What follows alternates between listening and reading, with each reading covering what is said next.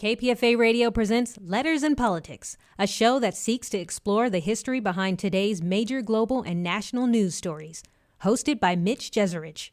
Please enjoy this episode of Letters and Politics that previously aired live on KPFA Radio. Good day and welcome to Letters and Politics. I'm Mitch Jeserich. Anna May Wong was the first Asian American movie star. Dropping out of high school in Los Angeles, Anna May Wong pursued a career in acting as a teenager. Her first starring role was in the 1922 silent film The Toll of the Sea, that has been characterized as a variation of Madame Butterfly. Later, she achieved national and international acclaim for such films as The Thief of Baghdad, The Shanghai Express, and The Daughter of the Dragon. Her roles in the first half of the 20th century were always limited to caricatures and stereotypes of Asian women, something she would be criticized for, something that she was also very aware of herself. But critics have also seen her performances as subversive and undercutting stereotypes that she was forced to play. Today we're going to be in conversation about the life and times of Anna May Wong. My guest is Yunte Huang. Yunte Wong is a Guggenheim Fellow and a professor of English at the University of California, Santa Barbara, and he is the author of the book that we'll be in conversation about called Daughter of the Dragon, Anna May Wong's Rendezvous with American History. Yunte Wong, it is my very good pleasure to welcome you to this radio program. Well, thank you for having me. Anna May Wong was born in 1905 in Los Angeles. Tell me what's important to know about Los Angeles this period of time. Well, it's the intersection. That particular moment was the virulent anti-Chinese sentiment. We are talking about only 3 decades earlier, before she was born, right? There was the infamous 1871 Chinese massacre, in which 18 Chinese, white mobs, stormed into Chinatown and tortured and killed and lynched and burned 18 Chinese. So this only 3 decades later, Anna May Wong was born in her father's laundromat, just a few blocks outside of Chinatown. And that location is also sort of important. We can talk about that a little bit later if you want. And the other, piece of the puzzle is really rise of film technology and later on Hollywood. So she was born in that particular intersection, of historical events. And so as the daughter of a so-called Chinese laundryman, she eventually rose to stardom. And this is really the gist of her story. But of course, the second part is that despite her beauty, talent, and the tenacity, I should emphasize, her career was really hampered by racism, but also sexism, and later on ageism in Hollywood. Anna May Wong had deep roots in California. Her both sets of grandparents had been in California since, the 1850s? 1850s? Right. Well, the gold rush brought Chinese in those early years. But when they arrived, of course, they didn't find the El Dorado, the legendary El Dorado, but really it was an ocean of violence and racism against them. Yes, she definitely had deep roots in both sides of the family.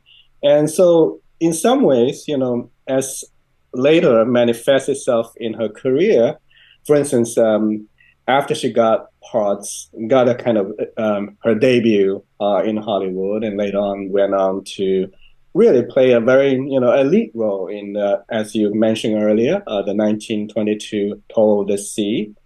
She was cast as the female lead. Now, that's something quite extraordinary, right? No Chinese or no colored or non-Caucasian actor will even dream of being cast in the lead role. And there's a reason for that. But anyway, so even when her career was taking off, she felt disappointed because after the Toll of the Sea, she had difficulty finding big parts. So she eventually left for Europe. And so to answer your question, this kind of roundabout way of answering your question, as you say, I teach at university, UC Santa Barbara. Sometimes my students complain that I ramble, I go around, but actually I always have a point. Eventually I'll come back to the point. So coming back to your point, her deep roots in America, which is very important to emphasize because the reason she went to Europe was really to be recognized as an American. So later on, she had to go to Australia to be recognized as Chinese. So this is how kind of paradoxical things could get in her career. What does it mean to go to? I'm jumping around in the timeline now, and I'll come back to more of the early years. But what does it mean to go to Europe to be recognized as an American? Because she was regarded as Chinese, and the Chinese at the time in the United States, despite the fact she was a U.S. citizen, but they're not treated as citizens. And in Hollywood, since she was Chinese and she was living at the time, Chinese were really considered, no Chinese could play Chinese roles for that matter, or important roles, because as you know, yellowface, for instance, this kind of white actors putting on a heavy makeup to play Asian characters or Native American characters or black characters, blackface, for instance, so was predominant mode of artistic performance, and so she had to leave America in order to be recognized as a star from Hollywood. She wouldn't be the only movie star and entertainer, non-Caucasian entertainer that would leave to Europe during this period of time. I think of people like Paul Robeson and Josephine Baker. Yeah, very famous parallels, certainly. Yes. Did they know each other? They did actually. Anime Wong was actually a fan of Josephine Baker. She attended some of Baker's performances in Paris and Berlin, definitely. And talk to me more about Los Angeles. Los Angeles is Chinatown in this period of time. This is also, it's not so far, is it? Chinatown to Hollywood? Oh, Chinatown to Hollywood. I mean, today, because of traffic, it can take forever. But in those years, no, it's a simple hop, across the town. And well, this is another facet of Anime Wong's story. How did she, get into Hollywood, right? When film was rising as a technology and as a new culture in some ways. Imagine any ordinary American girl, growing up in somewhere Midwest, would dream of, becoming a star on the screen. And so many of them, as you know, will buy one-way train ticket to come west. And when they step off Central Station, later Union Station, they always have their dream. Fortunately for Anime Wong, she did not need to hop on train and buy any train ticket. Hollywood actually came to her, not her specifically, but to Chinatown, right, her neighborhood, because as you know, Mitch, in those early years, the films mostly used were a still camera. They just set a camera there and take in all the street scenes, and Chinatown was a ready-made set because of kind of exotically costumed, pedestrians, the curiosity shops, the displays, the restaurants, and all that. So Hollywood took advantage of that, and constantly, almost every day, they'll come over to Chinatown to shoot the scenes. And Anime Wong, growing up around Chinatown, and she was definitely one of those rubberneckers in those years, and she got addicted to film. And she dropped out of high school? Eventually, yes. She was a good student, very diligent student, trying to make it good. And she was also a tennis player. But when the big role after 1922, the Sea, the Madame Butterfly story, and she was asked to play a part, a very important part, in Thief of Baghdad, right, starring Douglas Fairbanks. And to do that, she really had to drop out of high school because she was literally on the verge of stardom, right? Because the Thief of Baghdad and Douglas Fairbanks was one of the, Mary Ford and the Douglas Fairbanks, right? This is like the first couple of the United States, actually, more important than the president and his wife in those years. And all the fashion magazines will follow their lifestyle and their decoration and everything. So we're speaking of that kind of star power. And orbiting in the vicinity of Douglas Fairbanks and Mary Pickford, And of course, she will do anything in order to achieve that ultimate stardom. How did her family respond to her getting involved in movies? Well, first of all, we have to talk about Chinese. The camera, right? To Chinese, or to her mother particularly, the camera is a soul-snatching machine, right? And if you study not just Chinese, a lot of when camera was first invented, people thought, the lens, the camera can steal your soul, and that's one of the reasons in those early years, portraiture, right? People when people have their portraits taken, they don't smile.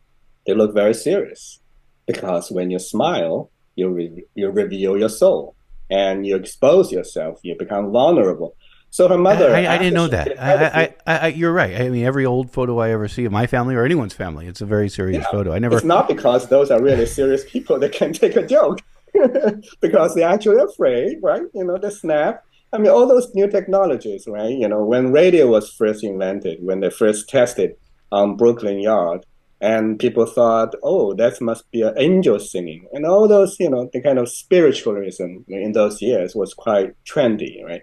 So Chinese were not alone in that, thinking that way. But for her mother particularly, which since you asked about her family's reaction to her, activities in Hollywood, her new career, initially they were adamantly against it, because Chinese were always kind of skeptical of people who are in the arts, right?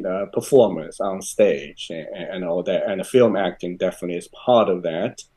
So her mother at one point said, I really wish, and it's nice you make all this money, you have something good going on, but I really wish you don't make so many movies, because the more often, you have your pictures taken, you will lose a bit of your soul. And it's a warning, but of course, she will not mind that. And so she will say, this is the new world, right? I have to live my life my way, and we'll see. It may not be a happy life, but we'll see what happens. And I mean, I wonder. I mean, I couldn't help but think if Anna May Wong's mother lived long enough and looked back at her daughter's life, that she might have thought that she was right in thinking that. Anna May Wong would die at the age of 56. No, Mitch. Unfortunately, her mother. So let's back up a little. When she was disappointed in the first round by Hollywood, she went to Europe, right? When she came back, she was really a big star.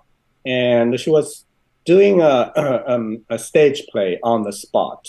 It's actually, it's based on a novel in which there was a kind of Al Capone kind of character.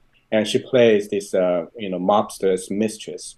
And she was taking curtain calls on Broadway, and it's a big deal for her because part of her ambition was also to be on stage, right? As you know, I mean, theater was the real art in those early years, and if you look at the early days of Hollywood, and a lot of Douglas Fairbanks and Mary Pickford, they all transitioned from stage, to movie as a way to make more money. But deep down, they still believe that theater was the more serious art, Shakespearean, right? And so Anna May Wong was in New York in 1931, actually. Her mother, unfortunately, died in a car accident right in front of their family laundry, and at the age of 42. So her mother never lived to see the the ultimate glory and the tragedy as well, in some sense, of her daughter's life and career. Yeah, I guess my point was, if she could have, she may have thought that her premonition about what having your picture taken would mean, she would feel justified in thinking that, because Anna May Wong did have a difficult life older as she got older. Right, I would think so. I mean, so when you read toward the end of my book, or the end of her story, it seems like her late year was kind of. I know we are kind of sort of ahead of ourselves in the story, but to answer your question, yes, if you look at how depressed she was in her late years because of ageism and all of that, But on the other hand, if you look at today, we are talking about her, right? She's on the U.S. quota, this newly minted Anime One quota. You And found one, or maybe about, you found one. I haven't found one. oh, I just didn't find them. You I had to go. collected them, Yeah. because these coins have been snapped up by the coin dealers. In order to the book signings and all that, I prepared. I had to buy some of them, bags of them at a higher price so I can hand out to the readers who come with the book. Oh, that's interesting. Yeah. I mean, I haven't. Send you one. This conversation ends pleasantly, then I would definitely send you one. I'll give you my address. Talk to me about the transition. Again, the first film that Anime Wong stars in is The Toll of the Sea. This is still the silent film era, but she would transition into talking movies. What was that transition like for her? Well, it was, I wouldn't say earth-shaking, but was vital and important. As you know, when film transitioned to, from silent to talkie, a lot of the silent stars fell by the wayside, right? And the moment they spoke, it dispelled their charm they have carefully curated all these years. The same thing actually happened to Anime Wong. So when she went to Germany in 1928, she was offered a 5-movie contract to lure her away from Hollywood and to, she never traveled abroad before. And at the age of 23, it was quite an adventure. But she made it big, and she made films in Germany, in France, and then one of my favorite was the Piccadilly, right? The swan song of the silent era, and she was fantastic. And she was cast, I will argue, in her most kind of provocative and erotic roles of all of her films. Part of the reason was that she was away from the restrictions of Hollywood.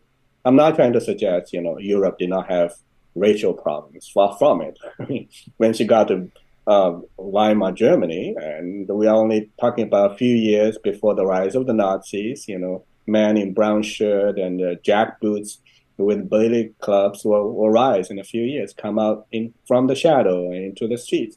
So anyway, after her success in Piccadilly, as I said earlier, her ambition was really to be in serious theater, live theater. And this is Shakespeare's town.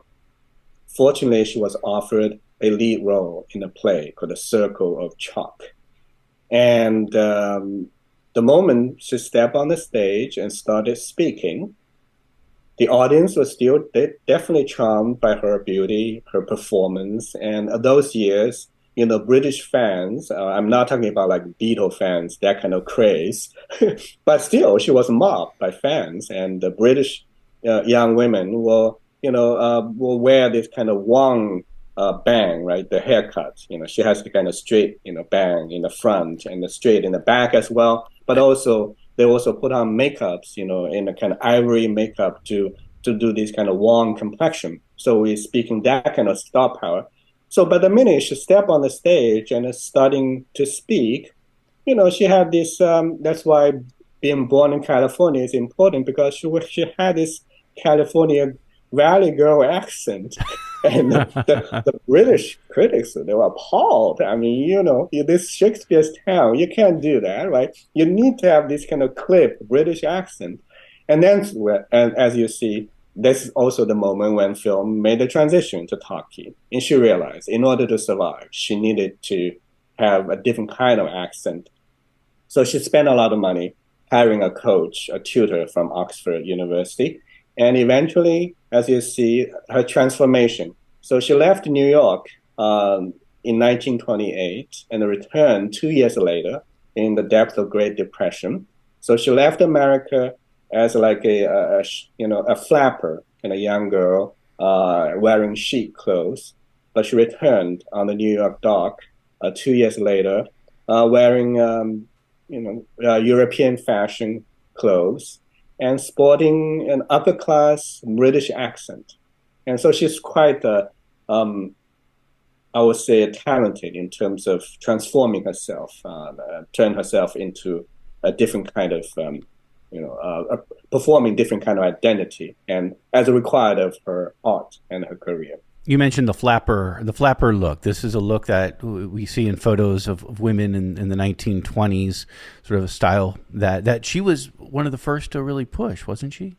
Oh yes, absolutely. I mean, recently, there are photos, and even in the 1920s, I think there was one photo before she left America, actually, her flapper look, and I think there was a clothing store down in Tennessee, I believe, and there was like Anime One mannequin almost, wearing cheap clothes, because in her teenage years, even before she was old enough to be in a film, and she could only satisfy, her desire and hunger for performance by acting as a model, working as a model for a clothing shop in Los Angeles. This is Letters and Politics, and we are in conversation with Yunte Huang. He is a Guggenheim Fellow and Professor of English at the University of California, Santa Barbara, and author of the book that we are in conversation about called Daughter of the Dragon, Anna May Wong's Rendezvous with American History. Talk to me about the roles that Anna May Wong would play in her movie career. And oftentimes the roles have been characterized as being, I guess, quote unquote, dragon lady. What does that mean? Well, so earlier we talked about Toll the Sea, and now we're talking about Dragon Lady. So her performance, her roles are often kind of squeezed, I would say, between, kind of bracketed by these two kind of stereotypes. One, Madame Butterfly, she portrays a self-sacrificing Asian woman who will fall for a Caucasian man, and then, of course, the story ends tragically. A very typical Madame Butterfly story, a kind of trope, a master narrative that really runs through entirety of this kind of American popular culture, right? Oriental imagination. And the Dragon Lady, again, after her rise in Europe, she came back to the United States, and so she was able to really get the lead role in Daughter of the Dragon, and she plays Dr. Fu Manchu's daughter. And Dr. Fu Manchu, of course, is a British imagination of this evil Chinese genius who has design on the West. And so she plays her daughter, and Fu Manchu was played by her good friend, Warner Oland, and who, as you know, was very famous for doing yellow-face Charlie Chan, as I described in my previous book on Charlie Chan. And so the story in that particular film, 1931, that's really kind of vintage, definitive Anime Wong story, as you said, because it cements her legacy as the Dragon Lady. And people will usually remember her more as a Dragon Lady than, say, Madame Butterfly. As Dr. Fu Manchu's daughter, she steps up when her father passed away, and to carry on the family mantle, to take a revenge on their enemies. And she transformed herself. Since earlier we're talking about her own transformation in real life, in this film, she steps up as the son of Fu Manchu. So she plays this kind of androgynous role. So on the one hand, she will use her feminine charm to lure, two men, one Caucasian, one Asian. On the other hand, she also plots this kind of murders and all that. So in a nutshell, Dragon Lady, of course, is a sexually threatening and powerful and cunning Asian woman, right? That's the stereotype. So caught between this bracketed by these two stereotypes, and we're talking about the span of her characterization. And so she had to really do this very delicate dance between stereotype and imagination, and a convention, because Yellow Face and Madame Butterfly or Dragon Lady, these are really conventions built by Hollywood and accepted by most of the audience in those years. And so she had to do this dance in between. And so given that very limited artistic space, I would say, she really managed to I wouldn't say pull it off. She was challenged, uncomfortable sometimes with these roles. But in order to make it in Hollywood in those years, there's no alternative, right? And that's one of the reasons she went to Europe in the first place. And later on, she went to China or Australia, for all these reasons, because she was desperately seeking a better kind of climb for her own artistic talent. We'll be right back after this message from KPFA. KPFA Radio is a community-powered, listener-supported radio station based in Berkeley, California. We are able to bring you this content through donations and support from our listeners. Please consider supporting KPFA through a donation by visiting www.kpfa.org/donate. And now let's get back to the program. Welcome back to Letters and Politics. And she got better roles, non-stereotypical roles. I don't know if there are non-stereotypical roles in acting, but she got different kinds of roles in Europe and in China. No, in Europe she did. Although Europe had, like I said, had its own problems, she was still not able to kiss or be kissed by a white man, even in Europe, right? I mean, they were a little bit more tolerant in Europe, but not by much, because some of the screenplays, if you read them, initially they actually will contain kissing scenes, but when it comes to shooting, they will still cut it off because I guess Europeans were as sensitive to racial miscegenation as Americans, good old Americans, were in those years. Yeah, so go ahead, please. Well, anti-miscegenation laws is an important part of this story, including here in the United States. These, I mean, you have racism, obviously, but even these specific laws against different races of people marrying each other also limited the roles that she was able to play on screen. Right. So because of later on, the Hays Codes really codified these previous practices that already started in Hollywood and accepted, right? Don'ts and do nots or never minds and all that. And one of the never minds is exactly, as you said, a non-white, woman kissing or be kissed by a Caucasian man on the screen. And of course, that doomed her career. She could never get a lead part in a rom-com, for that matter.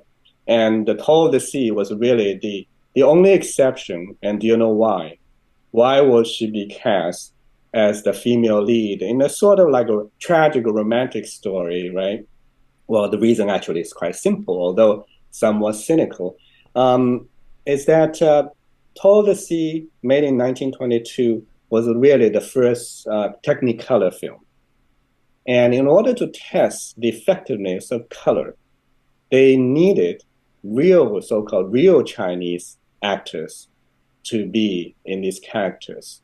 And that's actually one of the cynical reasons she was chosen, and to test, how effectively. Because, as you know, some of the earlier filmmakers, they complain because some of the European leading ladies, they don't look very good. Like, for instance, the blue eyes don't look very good in black and white film, right? And so that's really the restriction in terms of anti-miscegenation laws. On the screen, off screen, the same thing happened, right? We are talking about Anime Wong, one of the most beautiful Chinese women. She actually was not able to get married, as you know. She died as a celibate, right? And the reason is the same, right? Loving versus Virginia, right? 1967, when that Supreme Court eventually struck down, anti-miscegenation Marriage Act. There was still more than a dozen, actually, U.S. states had that law. And so in her real life, she actually learned, she looked around. For instance, I can give you one example, people orbiting in her universe, and another famous Chinese, who had that problem, although not an actor. We are talking about James Wong, right? The famous cinematographer who won Oscar twice. And when James Wong, who was a very good friend of Anime Wong, he made a lot of money, or had a successful career in Hollywood, because he actually figured out how to make um, Caucasian actors look good in a black-white film. Okay, because he figured out how to use shadow and they make blue eyes look actually charming rather than just pale or lifeless. So anyway, he made a lot of money. And one year he bought an expensive car, sports car. When he gunned it down the Sunset Strip, people look around and will stare and say, wondering which family will let a Chinese houseboy drive around in such expensive car, right? Mistaking him because that's kind of racial attitude. But in his life, James Wang Hao was in love and later on married his Caucasian wife in France because the marriage was not recognized in the United States. And the couple actually had to hide their marriage for many years. So looking at that kind of stories and narratives, people close to her, and she became quite worried because despite the anti-miscegenation laws, if you're working class, people still get married, across racial boundaries. For instance, a lot of Irish women in those years, turn of the century especially, will marry Chinese men, and at the risk actually of losing their U.S. citizenship because it's illegal. If a white woman marries a Chinese man, you could lose your citizenship. But still happened all the time because you're working class and you're nobody. The government authorities will never come after you. Yeah, who cares? Anime Wang, however, was living in the limelight, and she had to be very careful. So on screen and off screen, this kind of racial attitude and the laws really hampered her career and life as well. I did not know that it was a thing for Irish women and Chinese men to get married. Oh, yeah. Chinese men are very eligible bachelors in those years. Because there are so many Chinese men compared to Chinese women. Yeah, and they're all bachelors because very few Chinese women will come, once again, because of immigration restriction. Yeah. How did Asian Americans respond to the roles that Anna May Wong played during this time? In those years, she was really the only Chinese face on the screen, right? And speaking in those years, there was no kind of how should I put this? Most Asian American actors were having mostly at best the bit parts in Hollywood. So if you're talking about Asian American actors, they're envious, the supportive Anna May Wong, that she was able to, lead the path, so-called blaze the trail in some ways. But here's the interesting thing. So when she went to China, for instance, the reason I said earlier, she went to Australia in order to be recognized as Chinese is exactly because of the Chinese reaction to her performance in these films, right? Hollywood films, or American films in general, were quite popular in China as elsewhere in the world in those years. And so China will ban some of her films, such as Daughter of Fu Manchu, for instance, or Shanghai Express, the other very famous film in which Anna May Wong, co-stars with Marlene Dietrich, right? And so when she went to China, she had very kind of ambivalent reception. On the one hand, many Chinese are proud that they have a Chinese star on the screen, global icon. On the other hand, some people are not happy. We're not happy about some of these stereotypical roles she played. So she had kind of mixed reaction. And this is really in stark contrast, and this is the funny part or sad part, the contrast to Warner Oland, the Swedish guy who came to America at the age of 13 and then eventually became a big star in Hollywood by doing Yellowface, playing Dr. Fu Manchu and Charlie Chan. So Warner Oland, Anna May Wong's good friend, went to China in the same year. And I already talked about her mixed reaction, reception by Chinese. Interestingly, Warner Oland got a ecstatic and a warm reception. Chinese conveniently, I should say, chose to forget that he was also Dr. Fu Manchu. So they welcomed him as Mr. Chang. The Chinese son had returned. And so, of course, I feel funny to say this, but sexism is not American monopoly, right? Yeah, and Dr. Fu Manchu, this is sort of is central in understanding. Am I correct in this? Sort of what was known as the Yellow Peril. Right, it's the Yellow Peril. So Dr. Fu Manchu and Charlie Chan are literally like two sides of the same coin, right? It's the Oriental imagination, what a Chinese, is or should be. In some ways, while Fu Manchu is the bad Chinaman, and Charlie Chan is the good one who will help the white society, mainstream society, solve crimes and everything. So here's a funny kind of experience. So a few years ago when I wrote this Charlie Chan book, right, it came out, I got a lot of attention, and I was trying to find a Chinese publisher for it. And one Chinese editor told me at the time, oh, it's great, your book is really interesting, but we'll prefer to see a Fu Manchu book. Because given the Sino-US tension, as you see, because they think Charlie Chan really is just a servant, right, to mainstream American society, whereas Fu Manchu, as badass as he is, at least he's powerful, right, a genius, an evil genius. So, that's so I'm kind of sort of caught in between these two ways of thinking about the world and the tensions. How did Anna May Wong view the roles that she played, especially the stronger stereotypical ones? And I said in my introduction, and if I was off on this, you'll correct me, that some people see her, the way she played them, as being subversive in herself, in itself. Oh, absolutely. This is really part of my argument that I do think she was totally aware of this ambivalent ambiguity, that the sad reality she was, these stereotypes are imposed on her. Imagine if you're in a studio facing a director, if you act in a certain way and they'll say cut, you can't do it like that.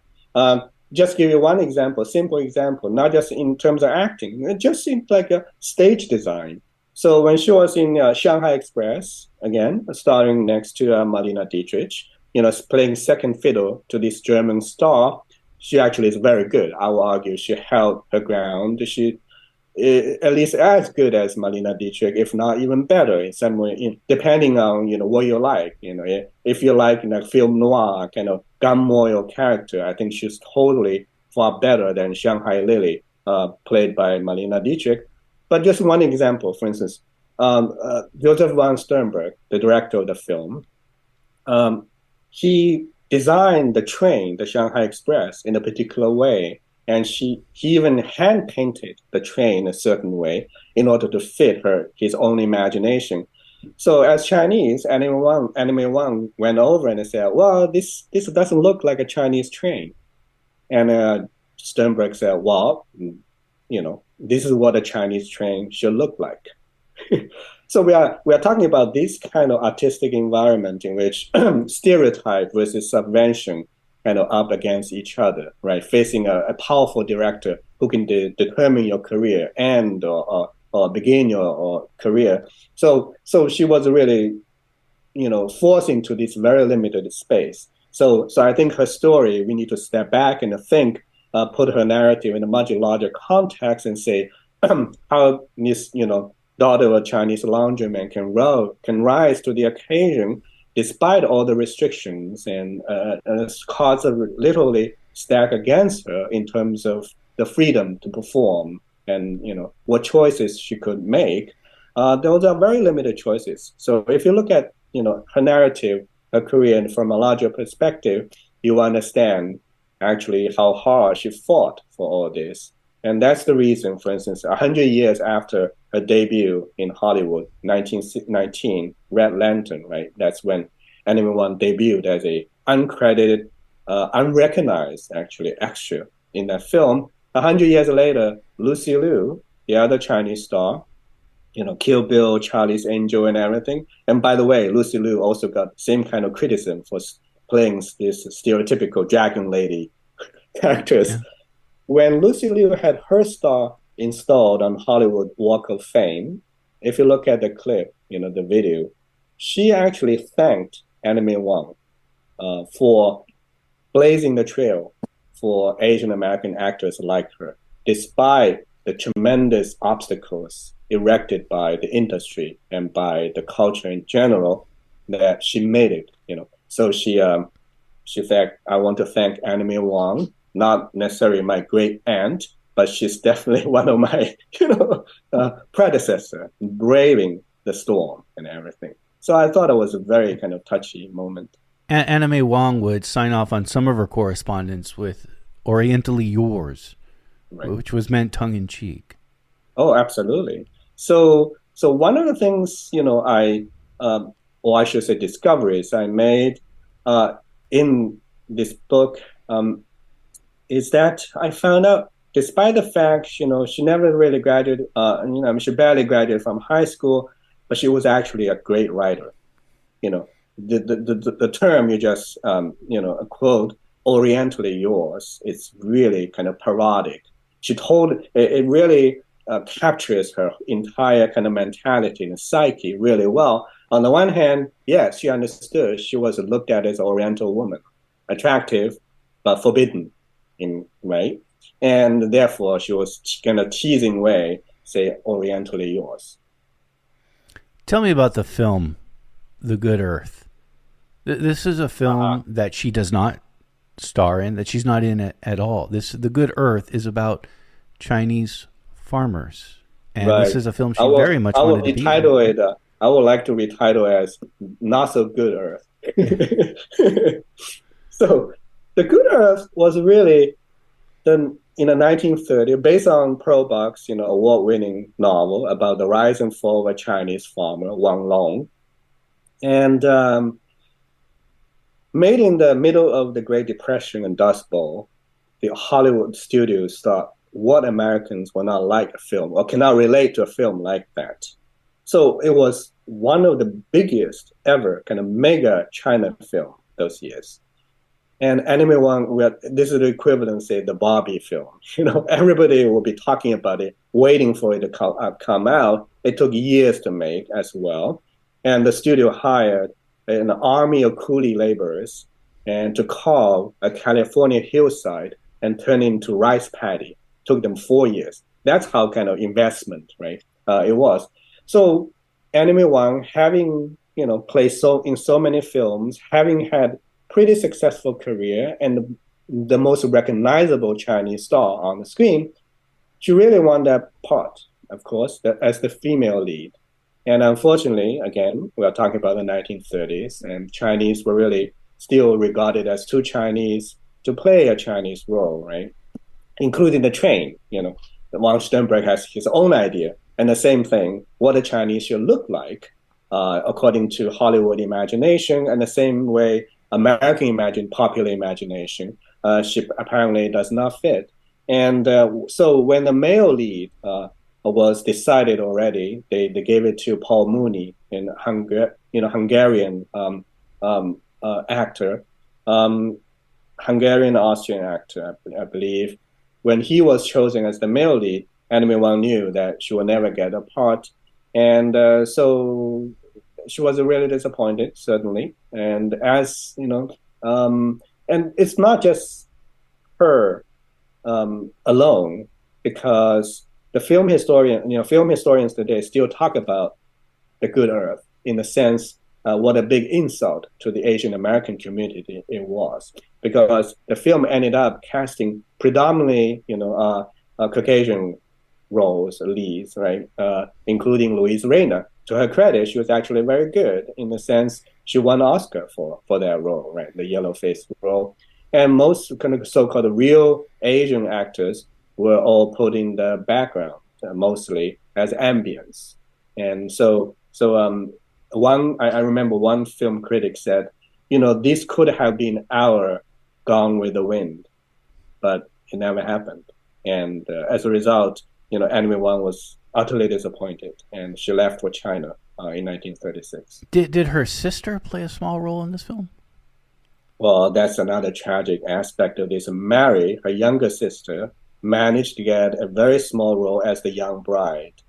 And this is really kind of, heartbreaking in a sense. So Mary, her career in Hollywood never took off after that small part and a kind of depressing, role. And Mary later on killed herself, so that's the sad part of not just, Enemy Wong not getting the lead role, but her sister getting the small part ended, her life ended in tragedy. You've talked about Anna May Wong has to deal with sort of the three obstacles of society: racism, sexism, and then ageism. What would happen to Anna May Wong and she didn't live to be very old. She died herself at the age of 56. Correct. So her career sort of took a downturn when she was barely mid-30s. I mean, it's not something extraordinary, exceptional for actors in those years, actresses in those years.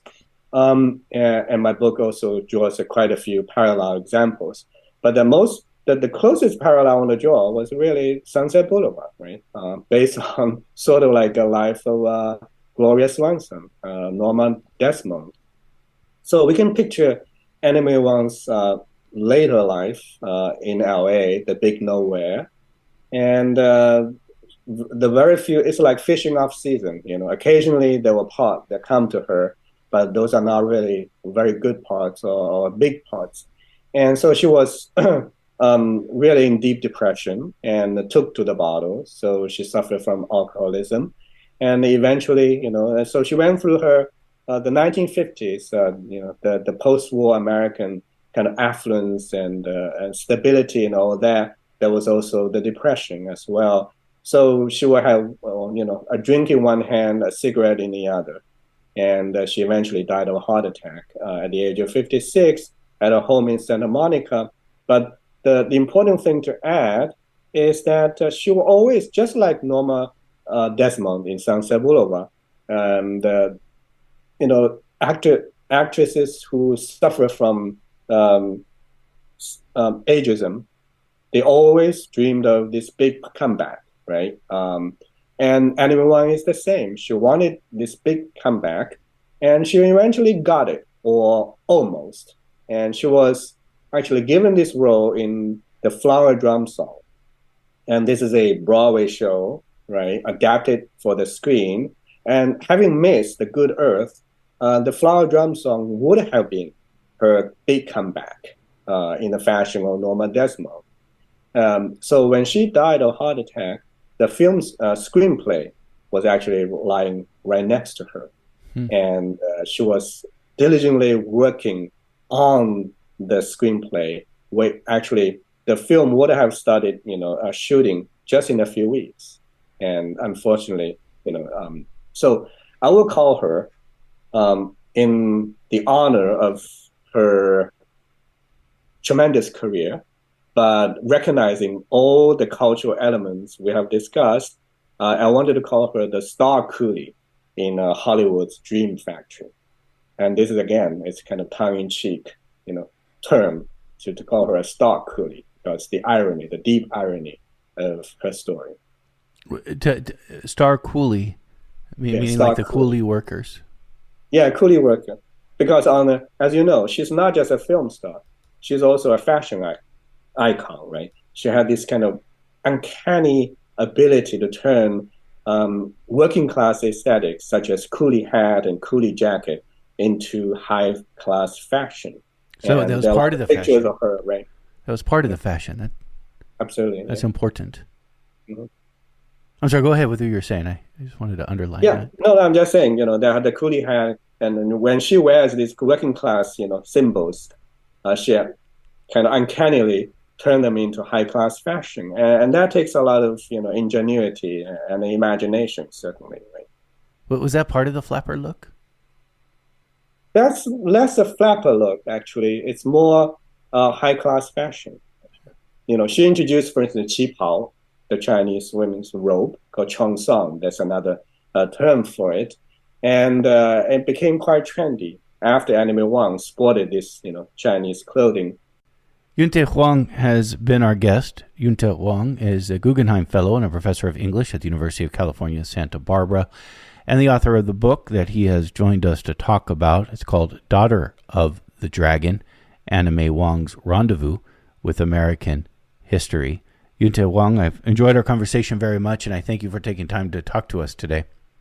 Well, thank you for having me, Mitch. You can find Letters and Politics online at kpfa.org. You can also find us on YouTube. I hope you enjoyed this podcast. If you want to find more KPFA radio content, log on to www.kpfa.org. Also follow us on social media by visiting Facebook at KPFA 94.1 and Instagram, Twitter, and TikTok at KPFA Radio. Plus, check out our KPFA TV video content on YouTube and twitch.tv at KPFA Radio. Subscribe to this podcast and stay updated to when we release episodes of shows representing the best of KPFA Radio.